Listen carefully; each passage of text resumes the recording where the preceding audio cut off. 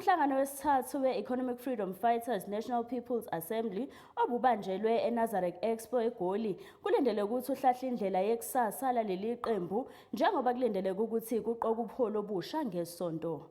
Njengoba kuhlangene amakhulukhulu amalungu esifundazweni eziyisishiyagalolunye osukwini lesibili lalomhlangano, ilungu elikhulu leqembu uMbuyiseni Ndlozi akabonwa nangokhalo.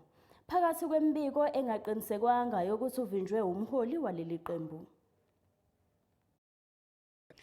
Izigulungane ezamalunga nabalandeli beqembu le-EFF bahlangene eNazareth Expo ukuyothamela inkomfa yesithathu yaleli qembu yokukhethwa kwabaholi. Umengameli waleli qembu Julius Malema ugqugquzele abaholi baleli qembu ukuba babeke phambili izidingo zomphakathi. Primary enemy therefore remains monopoly capital, both locally and globally, which owns and controls the means of production. The motive forces that stand to benefit from the ultimate defeat of the bourgeoisie are the proletariat. The proletariat are the ordinary people of South Africa who remain landless, economically dominated and excluded.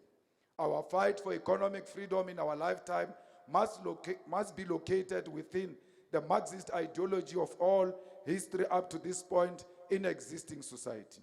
Ours is a class struggle against capitalism, imperialism, and the alienation of our people from their mineral resources and wealth. The economy must be brought back into the hands of the people, and the victory of the poor and the working class who do not own the means of production against the elite and exploitative bourgeoisie class will sow the seeds of socialist state where all of us will share in the wealth and the riches of our land.